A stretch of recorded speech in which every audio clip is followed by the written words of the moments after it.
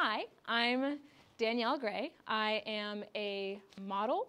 I am a fitness influencer, I guess. I am the founder of Train Like a Gymnast, and Train Like a Gymnast is my company, my brand. It's a platform for former athletes to kind of get back in shape, feel like themselves again, but also do the mental stuff with the physical stuff. So I know you guys are in the middle of midterms right now. I'm sorry. But it gets better. And so this presentation ideally will help you get over that kind of hurdle and be able to teach you how to manage like really, really tough situations, because we're going to get into some deep stuff tonight. And I'm glad that you showed up, and I'm grateful that you took the time out of your day to be here, because this is the kind of stuff that with my clients changes lives. No, thank you. Changes lives. So it is very powerful, it is very important, and please, hi, join in. Please participate, because you get a lot out, and I will be doing kind of like case studies. You can sit anywhere. They just grouped on this side, so if you want to come over on this side, you can. Yeah, awesome. Okay, so you're good. You're good. So I want you, ooh, it's going to be hard with my left finger. I want you to pay attention, because every time you see a little smiley face on the screen, the first person to raise their hand is going to get some kind of like coaching, right? Some one-on-one coaching in that section. So whether it be something specific to your life, or you are, you know, you're struggling with something, or you need help, you have a question, definitely like raise your hand. So I want everybody keeping an eye out. Okay. So first thing, limiting beliefs, and you guys are going to want to take notes through this because it is honestly the things that I give speeches about and presentations and coachings on are the things that have changed my life the most, the things that have stuck out to me the most, that have made the biggest difference, and have been the most powerful. So definitely have a notebook or pull open your notes. I used to handwrite in college. I just couldn't remember anything when I typed it. I don't know. But I also got extra credit for being the note taker. FYI, you can do that if you didn't know. So, limiting beliefs. Is anybody familiar with what limiting beliefs are? The gasp. Nobody? Yes? You know? Things you tell yourself that actually, like, if you keep repeating them, then you're, like, that affects your world and actually becomes your reality. Yes. Yes, so beliefs are beliefs that limit you. They don't serve you. So these beliefs in your life that you've adopted, because a lot of times you are not thinking your own thoughts. You've been told them, and then you adopt them as your own, right? So for limiting beliefs, I want you to think about some examples in your life, and we're going to do an exercise. Smiley face. You saw it? Okay. So, Alexandra, please give us an example of like a limiting belief that you have in your life that is kind of holding you back from being better, being your best self, or what have you. I think, okay, well, just a general thing is like comparison with other people. Mm-hmm. I know a lot of people feel that, especially in the fitness space. Yep. Seeing other people, and like if I had an off week or I skipped and I like felt like I ate bad, I'm like, I see other people around me and I'm like, okay, I'm behind, need to catch up, I'm not there, and just like kind of spirals into feeling worse about myself, and like just creates kind of a bad cycle. Exactly. So these beliefs bring you into a spiral if you let them go that far. So some of the things that I heard you say, right? I'm behind, right? I'm potentially not good enough. So what I want you to do on your notes, every person, do your own form of your limiting belief, and we're going to circle back to that, and we're going to turn them into empowering beliefs. So these could be things like, I'm not enough, I'm not worthy, I'm not smart enough, I'm always late. What is, you know, some other limiting beliefs I've heard are, I'm not pretty enough, I'm not fit enough. A lot of it is the enough that we're, you know, very familiar with, but it doesn't even have to be that format too. It can honestly be things of, I don't have fashion sense, I don't have style. That could hold you back in whatever way it may. So something that you think that limits you from being your best self. Right, as many things as you can think about. And we will go down the rabbit hole, trust me. So just the first things that come to your mind.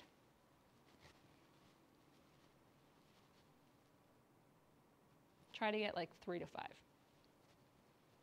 Because we're going to turn them into empowering beliefs.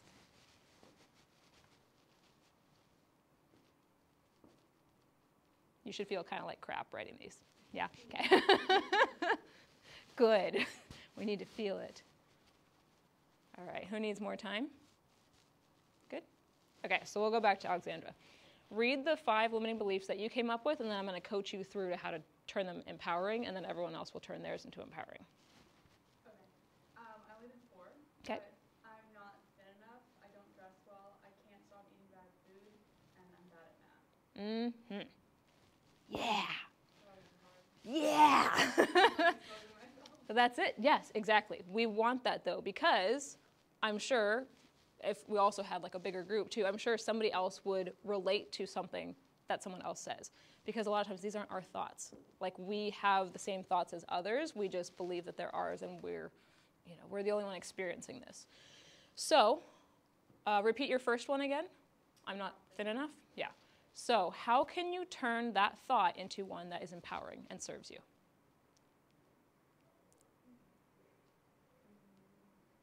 And feel free, you guys can help her out too.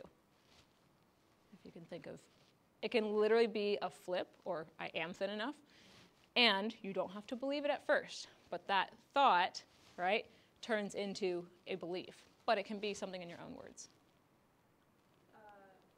I'm healthy and strong. I'm healthy and strong. So do a little, your first one, arrow, I'm healthy and strong. Yeah? Okay. Yes. Yes, film. All right. Next one was... I don't dress well. I don't dress well. Okay. I wear too much workout clothes. Okay. So pick which either one. Exactly. It's not a problem. I was literally contemplating wearing fitness clothes again. I was like, no, be professional. So how can you turn that sentence into one that serves you?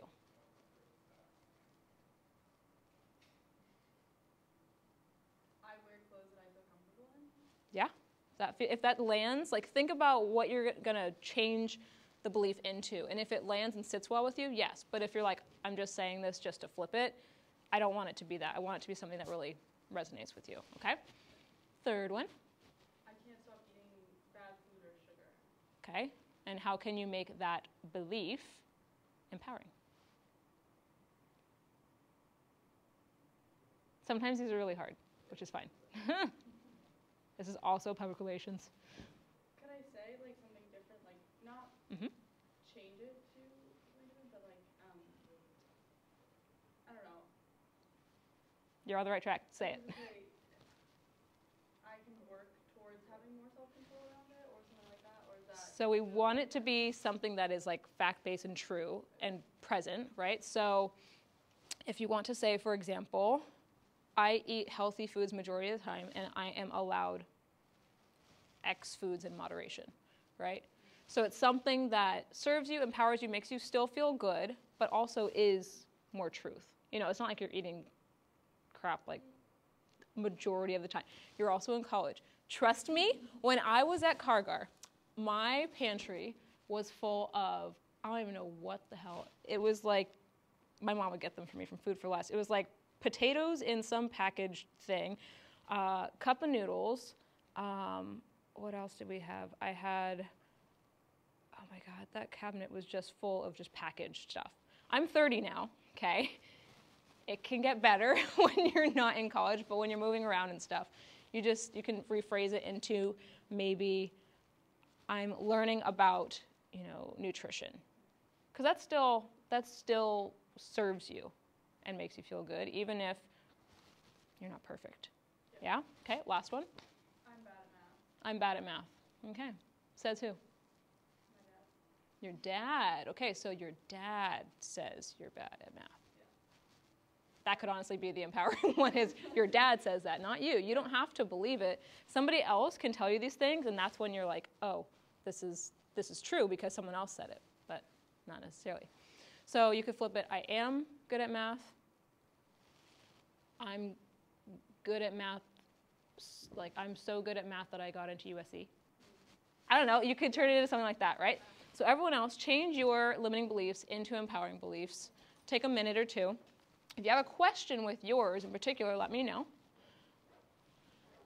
And I want it to feel good. Remember, like, read it again and see if it lands and sits well. You can practice these anytime. Cool. So what does this teach us? You can keep going still. You can still be writing your empowering beliefs. But what does this teach us? It teaches us that you have a choice to believe certain thoughts. And that is freeing. It's almost, and it feels good. It should feel better to believe the things that serve you. So if you saw a bird fly by, right? You notice the bird fly by. You're not just like, oh my God, it's a bird. It's a bird. It's a bird. Is it my bird? Did I lose my bird? You're not so concentrated and focused on this bird. You just notice it. And you don't have to capture it. You can just let it go. That's what thoughts are. And if we capture it, they turn into beliefs. All right? Any questions on anybody else's limiting to empowering beliefs? Okay. And this stuff, you can go over and over and over. You can think that you've finished something and like gotten through it. Okay, I've worked through that. And then it'll appear again sometime, maybe a year later, just a layer deeper. I'm still working on limiting beliefs. They just change over time. You work through some and then new ones present themselves. So the next one, these are all tools to help you manage anxiety, help you manage your inner critic, help you manage your, this imposter syndrome, maybe depression, all of those things, right? So pivotal practices. Raise your hand if you've ever gotten stuck in a rut. Never, ever. Stuck in a rut, like you get stuck, you feel kind of like lost. Yeah. I was like, girl. Hello. Feel free to sit on this side since everybody sat on this side. It actually makes it easier instead of like one over here. Perfect. So these pivotal practices will help you get out of that rut. So there are 3 types of pivotal practices. I recommend you take notes too, because it's gonna help you. So the 3 types of pivotal practices that I really help you, I just did this today with one of my clients. The first one is basic. These ones are so simple to do that they become so simple not to do. So you guys know the meme of the dog in the kitchen's on fire, and he's like, everything's fine? Yeah. So this will help you not be the dog in the kitchen. So basic ones are, for example, sleep, getting 7-8 hours of sleep minimum. Exercising X amount of times per week, eating 3 times a day, or eating nutritious foods, or whatever it may be, hydrating. Now these ones, you're in complete control of. They're so simple to do, but they're simple to neglect. Oh, I can eat later, I gotta rush over here. Oh, 6 hours of sleep is not so bad, I'm not gonna die. But we have to come up with all these different types and our specific ones in each category, because when we figure out how to make them consistent and sacred, we stay our best self. We are at our peak performance, we have it all figured out. And if you get stuck in that rut, you look back at your list, you say, what am I not doing? Oh, let me add that back to my routine. And you get out of that self-judgment because it becomes objective. The next one is external. So basic, external, these ones are the ones that you're not entirely in control of. So for example, if you're in a relationship, or if you're single, or if your family's all getting along, or if you have a quiet place to work, trying to think of some that I've heard recently, if a certain professor is teaching that day, if you have class, if you have for me, like it would be like if a certain teacher is teaching gymnastics, or if it's a substitute, whatever. You're not entirely in control of those things, but sometimes you work better when those situations are like that. Does that make sense? Ish, kind of. It will make more sense when we go through. Okay, so they're not entirely in your control like the basic ones that you can do. External kind of relies on other people. The third one is twisted. These twisted ones are sometimes a little embarrassing to say potentially on national television, or you kind of giggle when you say it because they're not so straightforward like eating 3 times a day. It's maybe I have to wear soft clothing. And some people are like, what? But that can be some people's, like if they feel like they need to have soft clothing, not like itchy, scratchy stuff to be their best self, that can be their twisted. I've had one girl say that she needs to have her hair extensions in. Some people have to have like a full face of makeup. Some people need to be right. We all know those people. So these are the ones that just kind of like weird, a little embarrassing if you're going to tell someone at the first interaction. So go through, maybe make 3 columns on your sheet or just like categorize it. Write a couple of your pivotal practices for basic, for external, and for twisted, okay? I'm going to give you 2 minutes, but I don't have a clock, so it's going to be 2 minutes in my head when I see dazed eyes. So you're going to write, all right, I need to, what is my absolute minimum? Not nice to have, absolute minimum. So maybe the sleep is, okay, if I get 5 hours of sleep, I'm a zombie. If I get 6 hours of sleep, I'm good. I'm my good self, my best self, right? And this is to stay at that peak performance. Yes? And this isn't what we're doing right now necessarily, or just something like choosing which ones are optimal, or what Yes, we're doing right now? yes, exactly. When you are your best self, what are you doing? What keeps you there? Like some people, maybe it's running a mile a day in the morning. Some people, it's showering in the morning, not at night. Maybe it's like putting on lotion after the shower, the shower before bed, or it's working at a coffee shop, or listening to music when you're doing homework, whatever it may be. The things that keep you on your game, you are your best self. Feel free to raise your hand, ask questions if you need.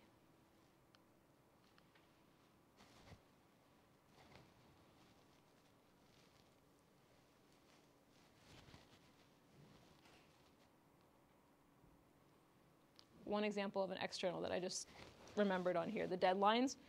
So let's say you're working or your teacher gives you a deadline, okay, this assignment is due by this date. If you don't have a deadline and you're someone who works well under pressure, maybe you need to make a deadline for yourself, yeah? So not entirely in your control that you work well under pressure or that you work well with deadlines, but keep that in mind.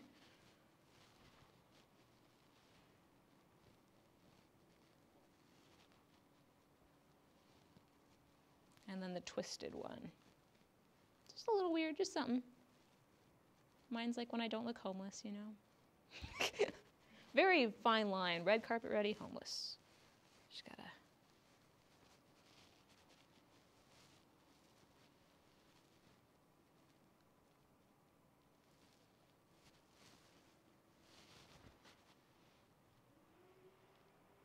Questions? Do you have a question? Okay. Because we're going to do that. I want you to share, and then we have an odd number, so one group will be of 3. But turn to a partner and share your categories and see what you came up with. And I'm just going to listen.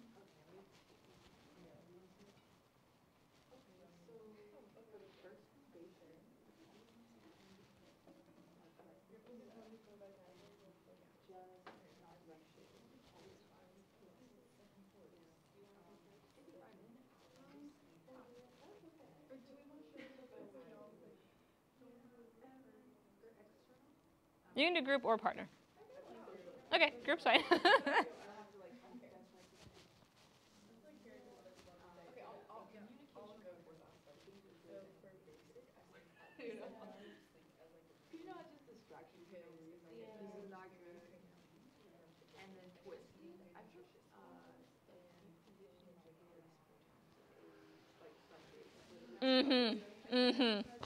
Yeah. And it's yeah. Yeah. Good. I can go. What would I have? Okay, so for basic, I put just at least 5 hours of sleep. I feel like it's so easy for me because I can get up and function, but it's so easy to get in a mindset with homework and be up super late, and then I crash in the middle of the day. I said. I know. Well, that's how I want to do a group. Okay, I get one idea. Yeah, if you can take somebody else's that makes sense for you too, for sure. I said I was literally just trying to find clubs that fit with my schedule more. Mondays is when the best because I do literature, so it's really hard. There's a lot of we have practices on Tuesdays, and I feel like every single club has meetings on Tuesdays. I'm trying to find different things to be involved my schedule so I can like eat a lot of different fruits. And then one of my sisters was like, I have to like, especially on Mondays to do my sociology and That's poetry good. stuff, like I have to get like an acai like cup from CMG because if not, like I'll feel like a zombie. Like I feel like I won't be awake. And it's like I have like 3 classes in a row, so like having that like just that cup, I feel like just like boosts my energy.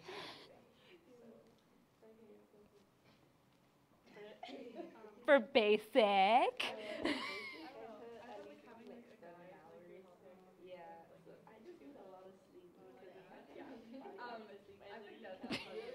Mm-hmm.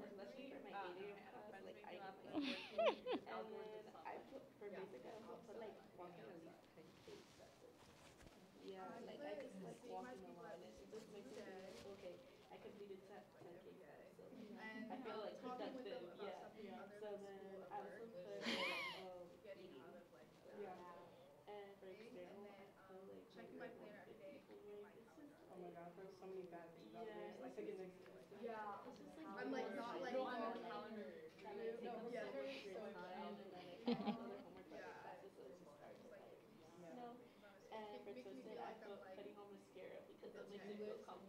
Yes. Yep. Yep.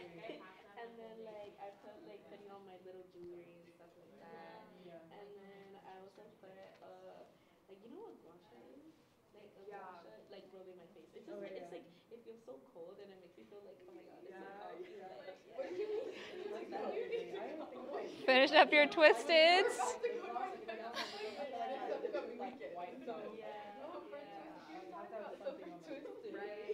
is nails done, tissue wax, hair done, lashes. To feel your best. That's it. That's minimum. Yeah. There you go. Really, my nails aren't done, so I'm trying really hard to get out of that because it's very bad for your nails. Yeah, like I used to get like those like long ass nails. So it could just be, you know, maybe they're like done or they have polish on, right? It doesn't need to be a whole thing. And summer, and now we just bare nubs. I can't even function. Okay. But I switched to getting my coochie wax and my hair done. But I did learn how to do my own lashes. Okay. No, it's Good. Yeah. Because sometimes, you know, when you put this out there and you actually say it out loud, then you're like, wait, do I actually really need to? Yeah, and if you do, then that's fine. Everybody's different. Everybody's different. And maybe you heard somebody else's and you're like, oh, wait, yeah, that's a good one. That's mine too, right? And that's fine. So what does this all teach us? What do pivotal practices teach us? You got to figure out how you can keep those consistent, all right? So how, you know, maybe if you need to have your nails done, right? Maybe it is at the end of your appointment, you automatically schedule the next appointment. So it's in there. You come up with behaviors and actions that you are in control of. If you're coming up with like things that are not necessarily in your control, like homework or a friend group, you can create the action of maybe you go to office hours more, or maybe you start to associate with different people. Those are the kinds of things that you are in control of, but that will shift the external. Okay? So when you get off track, there's no need to judge yourself or go into the limiting beliefs of I'm not this, oh my gosh, why would I look at that, I'm not dressing right, blah, blah, blah, because you just look at your list and you figure out, oh, that's missing. Then you go do that, you get back on track. It's simple, not easy, yeah? It's a fun one. Smiley, you saw it. All right, so for the imposter syndrome, give us an example of when you have felt imposter syndrome. Do you know what it is? Is that like when you think you are good at something, but then you're starting to question why? Yeah, you feel not good enough. You feel like you're an imposter, even though you're qualified or you're good. So when have you experienced that? I think in sports, I played tennis. Mm. I did it all 4 years of high school, and then just getting to college, and then there's some, like I'm taking it as an elective here. Fun. And I even like do a summer league when I go back home, and it's just a lot of older people, and it's just, I don't know, because in high school I was like, it's like awkward for me to say, but I was good. Yeah. So then when I like get to here, there's so many people like me, even a lot better. Mm. Yeah, totally. And also, how many of you get awkward when you gotta toot your own horn? It's a very female thing. Ladies, we are good, damn it. We are awesome, okay? Guys don't have a problem saying like, oh yeah, I did this. Why do we have a problem? Why? Why, okay? So say it like, yeah, I'm good. In high school, I was good. I came here, now I'm pushed outside my comfort zone. So when we kind of go through this, imposter syndrome is basically feeling not good enough based on your surroundings. So what triggers those things? Well, perfectionism. Is anybody a recovering perfectionist?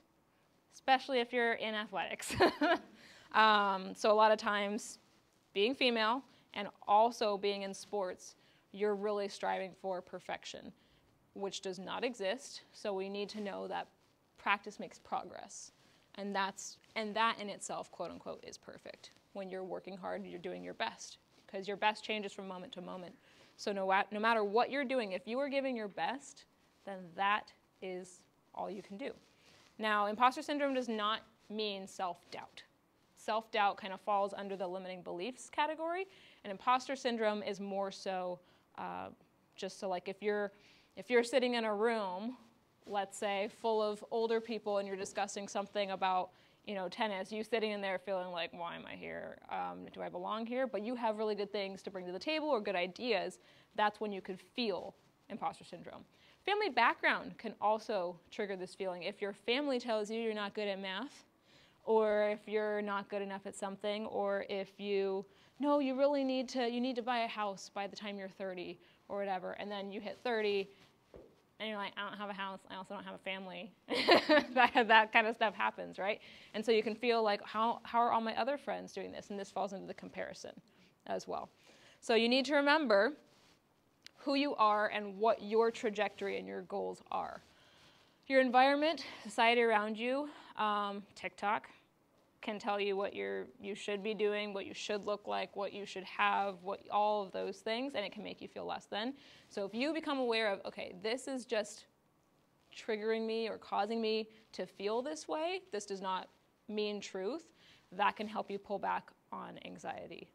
Same thing with, oh, this kid, what is it called? So you don't take tests in adulthood.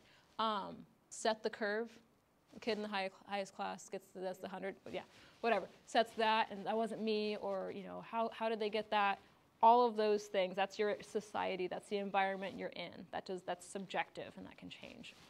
The values of those around you, very similar to the family background and the environment. Okay, is it valuable for me to have a house? Do I think it's valuable to have a house, or does somebody else think that?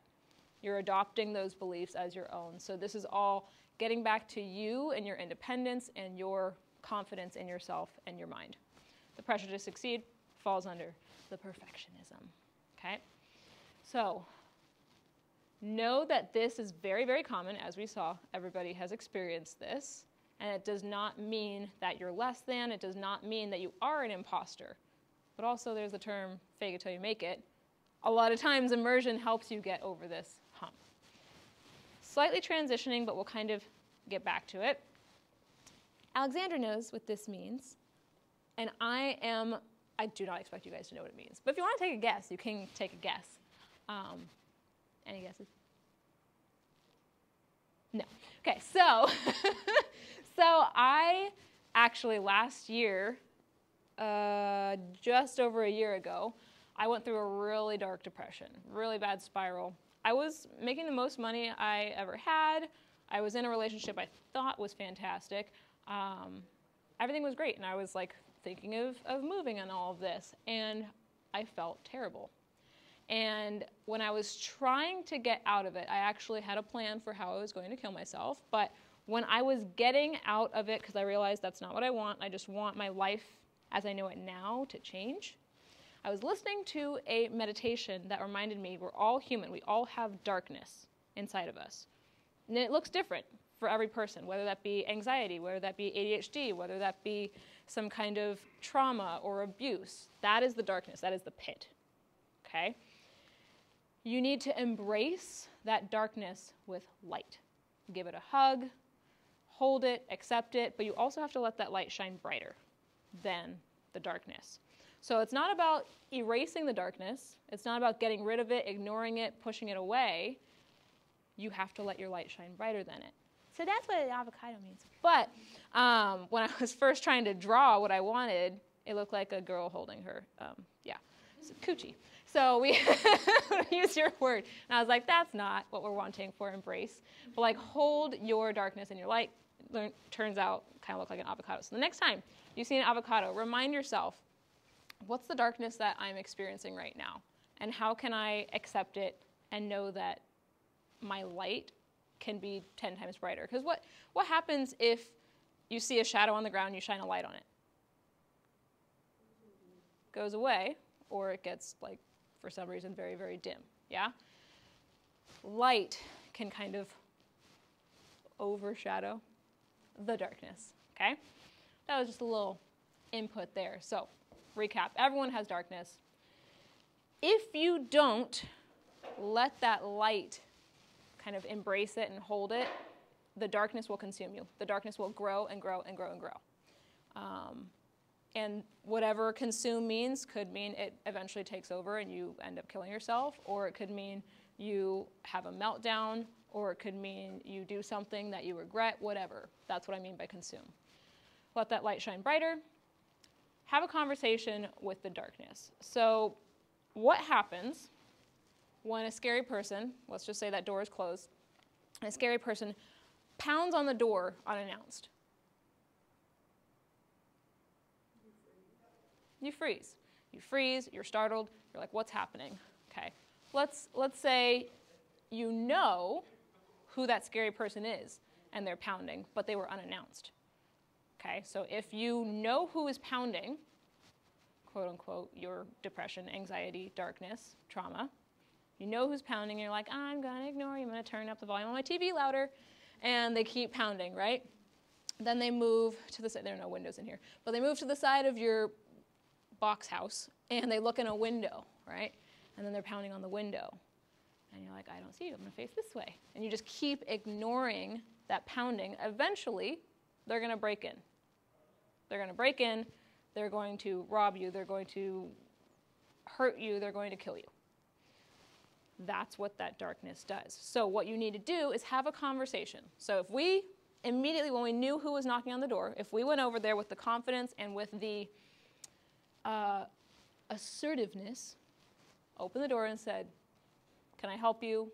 What do you need? What do you want? Have that conversation, that dialogue. You hear what it's trying to get from you, and you say, okay, thank you. Kind of like the bird flying by, you acknowledge that, and you say, okay, I've got other things to do. And then let them be on their way, or the darkness be on their way. You give and hold space for that darkness, whatever it's trying to tell you, before it consumes you. Yes, this is real deep shit. That's why everybody's like, whoa. But it's very important, because when you get into that dark place, depression, anxiety, all of that will tell you lies, and you're in such a vulnerable, weak place that it's so hard not to believe those lies. Okay, so if you just remember that, you're just sitting down, have a cup of tea with whoever, whatever is knocking, you hear what it has to say, let it be on its way. Don't let it overstay its welcome. It gives you that space to feel. Because what happens if you're sad or you're not feeling good and you tell a friend, oh, I hope you feel better.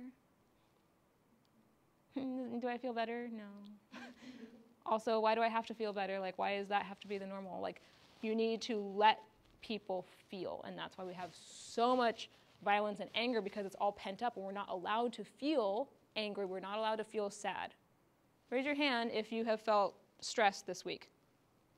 Look around the room. Raise your hand, or keep it up, if you have felt sad in this past week. Raise your hand and keep it up if you have felt hopeless in this past week. Okay, I'm glad you're here. Okay? And I wish I could get this message out to more people, and that's why I'm really trying to do more of this to groups, because I do this one-on-one with people. And this was literally the thing that saved my life. So a couple months later, I felt that same knocking. It came again.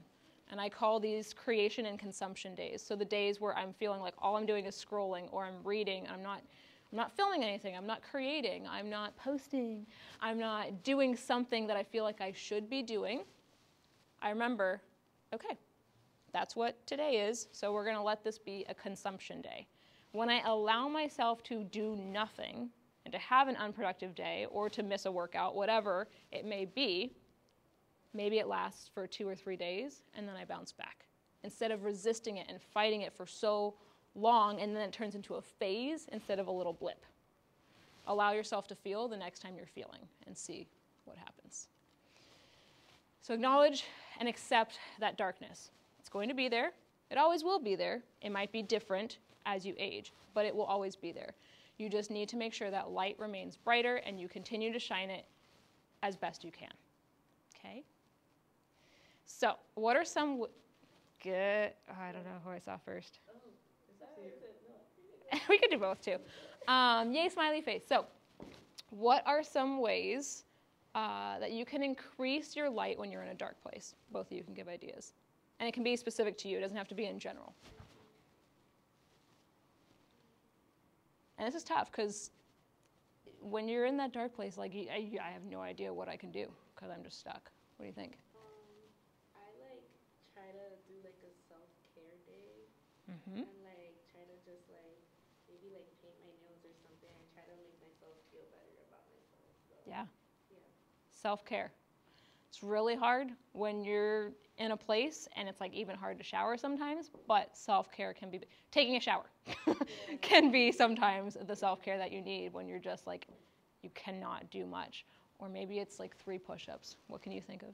I would say for me, like cheer is something I know a lot about, and so I like love just going back and like watching like different competitive cheer videos of like other teams or like my teams in the past. Like it's just something that like I guess brings like happiness back. And then I also love drawing as well. It's like finding time to do that. Yeah. Especially since like my major, I'm a bio major, so like it has nothing to do with like creativity or anything. So. Good. So watching something nostalgic, that's also, it's a coping mechanism for a lot of people who experience anxiety. So that is a very good one. Set a limit so that it doesn't turn into a consumption phase. But yes, allow yourself to do that. The drawing, you could even draw while you're watching and just kind of get yourself in that flow state where time doesn't entirely matter, right? What else? Go ahead and write down something in your notes that you can do. This is for planning ahead because this is going to happen again. We can't pretend that you're never going to get stuck in a rut, feel anxious, feel depressed, feel sad ever again. So this is your planning for that next time. What are some ways you specifically can increase your light when you're in a dark place? Let yourself shine brighter, or make yourself get up and do something, or get yourself to feel a little bit better so you take the first step and aren't frozen.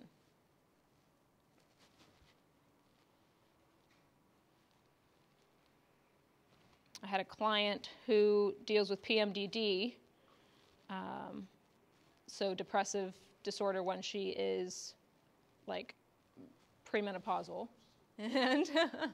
and for her every month it would just hit her to the ground, and she could not get ahead of it, even though she knew it was coming and it was going to happen. So once we figured out her pivotal practices, we also came up with what are some like PMDD activities that you can do when it happens again.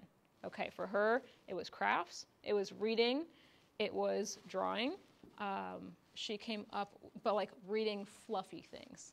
She specifically said fluffy, because if you read something really dense, it's going to make you feel worse.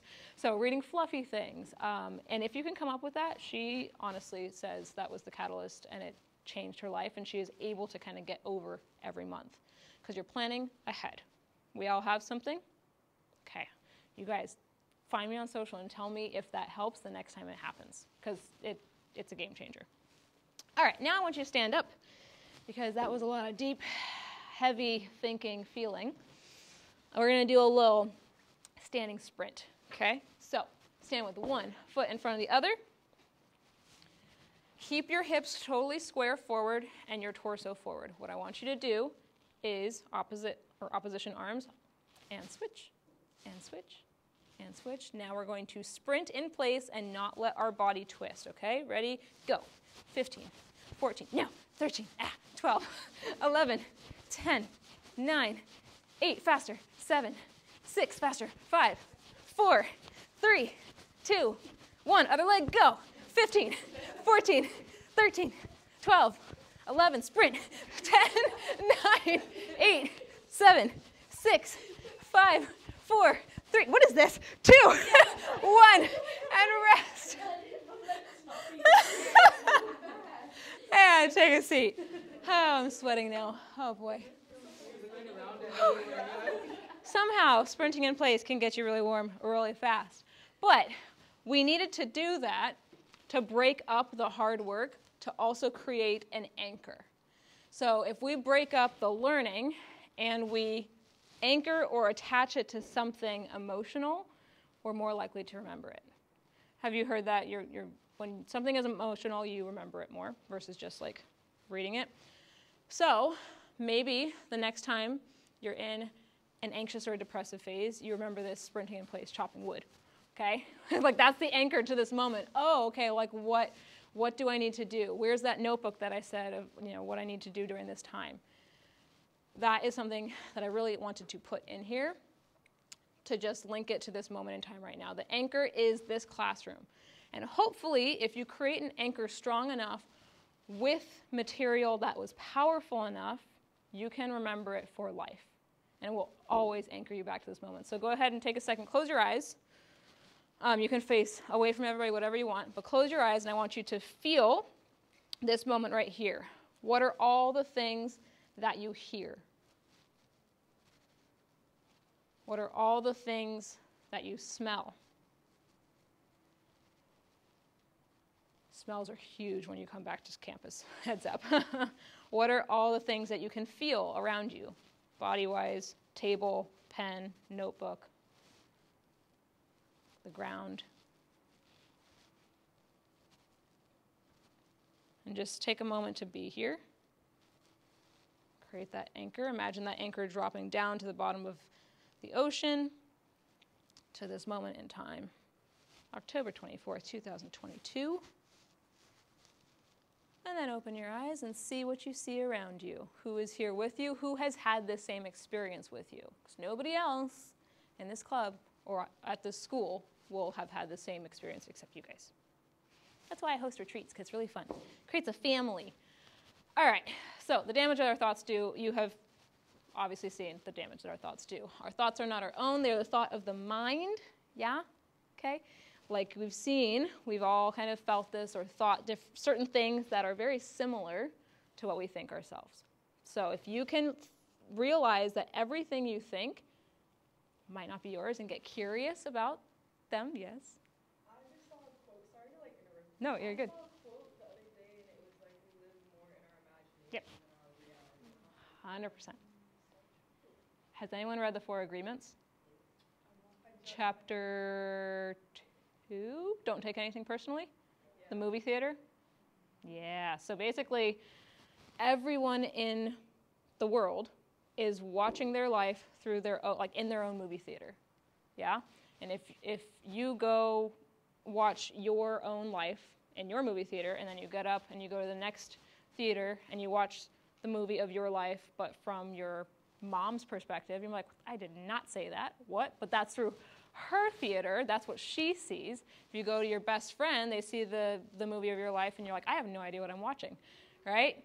Everyone, if you just think about people walking down the street, they are watching their own movie, right? And we have that just that little glimpse of them in our movie, but they have their whole life as theirs. So that's very, very accurate, that quote.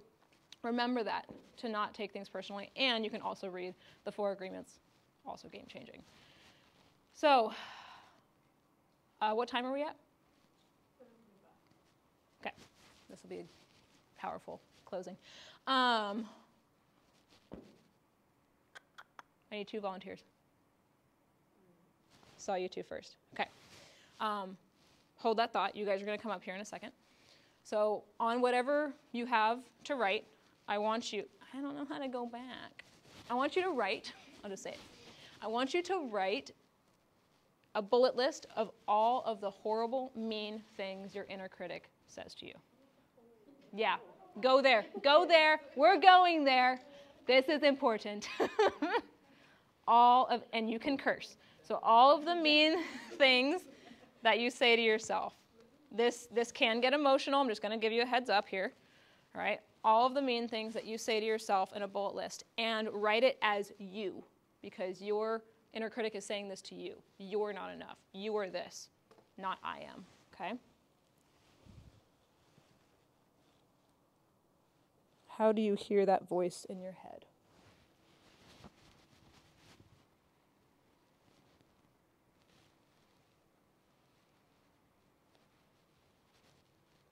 Try to get at least 5.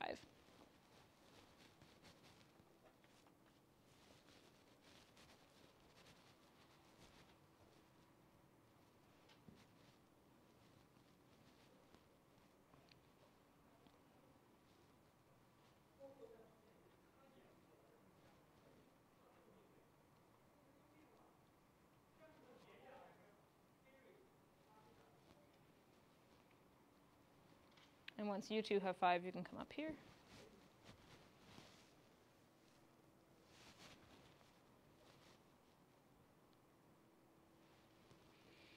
When you're in bed by yourself, when you're driving, what are those things that you hear?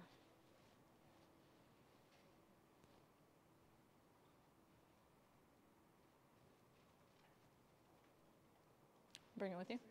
Yeah. Okay. You have 4? Be mean. Come up with one more. I'm going to stand right here.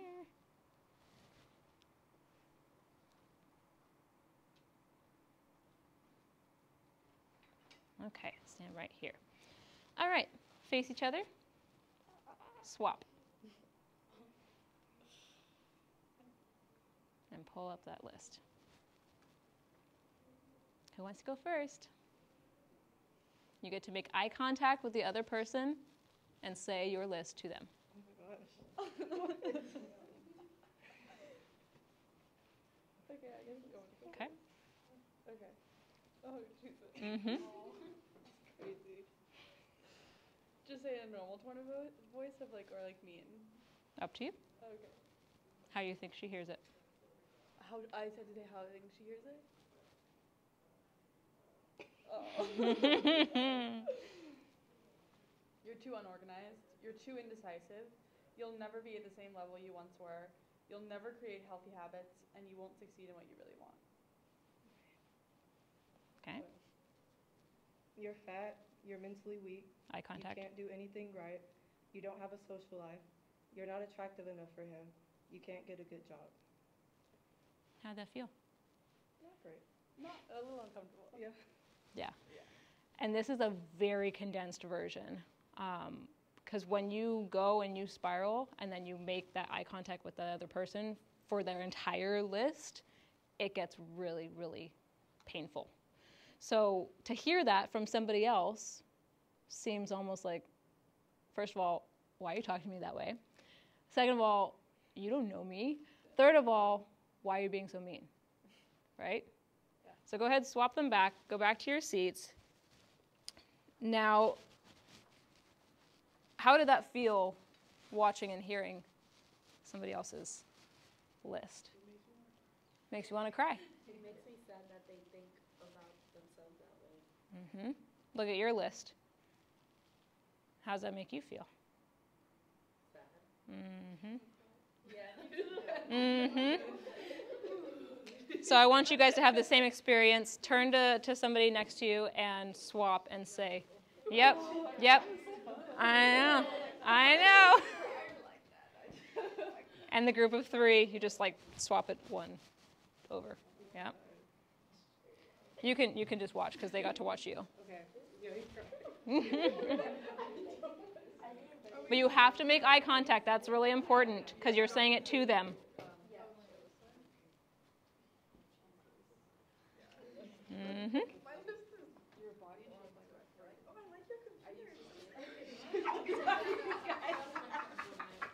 You laugh at it when someone else says it. It's sad but true. Yeah. I didn't think it was mean. I just thought it was funny.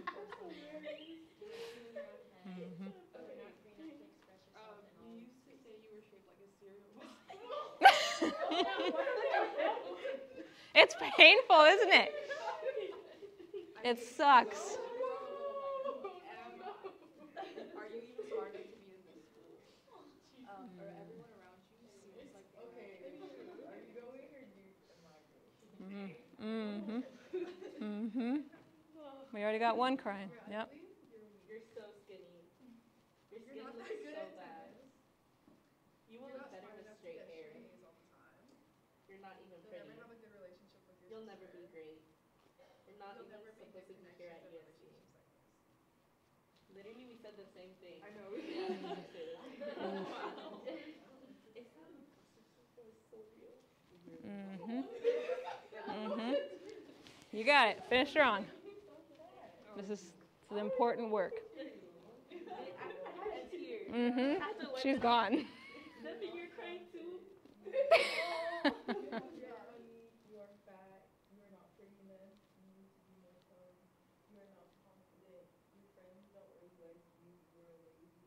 You're wasting your parents' money by being at USC and you don't know what you want. Yeah. Go ahead and swap them back.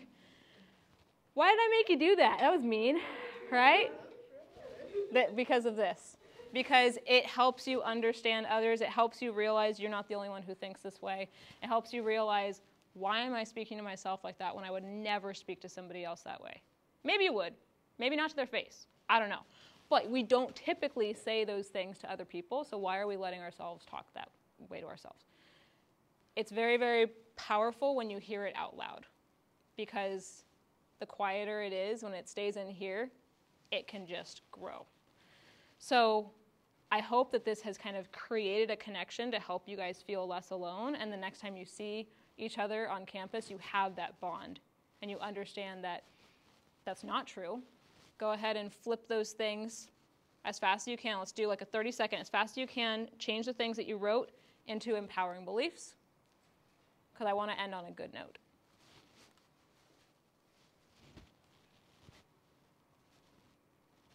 And these are the things that you can, put a Post-it note on your mirror. These are the things that you can say as affirmations in the morning. You could also take this as maybe like homework for tonight when you just look at it and read it again. Maybe you don't finish the list, but it can be easily flipped, sentence structure-wise, or you can come up with something entirely new that serves you better.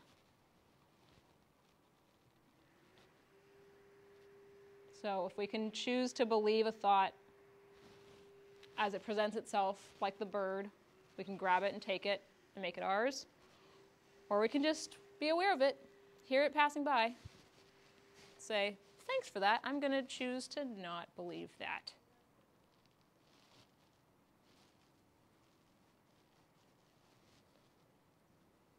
What were your biggest takeaways from tonight?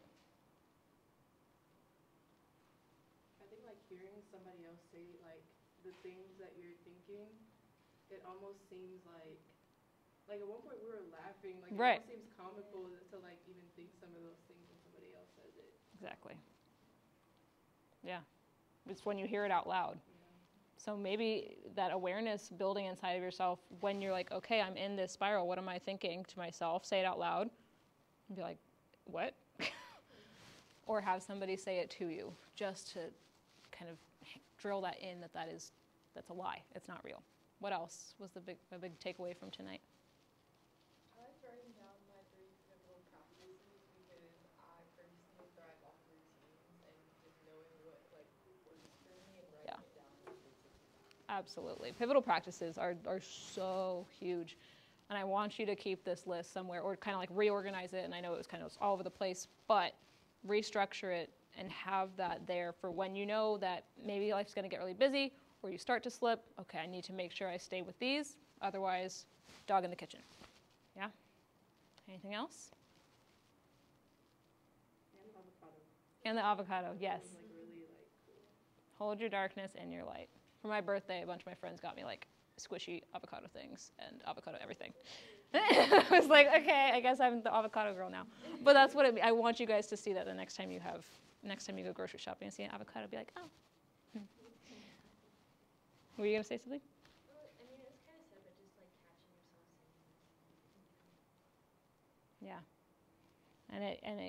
going to present itself in different ways, you know, especially because of midterms. When you're in the middle of a test, you're like, I don't know this. Why don't I know this? How did that person finish so soon? Like all those things, right? It's always that first kid. Like, what the? You didn't do the whole thing. So remember that and keep it really, really strong. There was one other exercise I was going to do, but if you're curious about inner critic work, DM me, and I can kind of give you like a voice note into what I was going to go over. But thank you for having me and letting me make you cry, make you laugh, make you work out in place. This is the stuff I love to do. I actually just submitted for the USC Women's Conference in March, so I hope they like these concepts, and I hope to be able to be back. If you guys want me back, tell people. Can we email or like on behalf of you? I'd love to do that, yeah. Sure, I have no idea how, but yeah, sure. Okay, or I'll text you. Yeah. Text me, DM me, find me on social. I'm at Danielle Grayfit. I'll put it back up. And then if you have any questions, you can come up to me at the end. I thank you.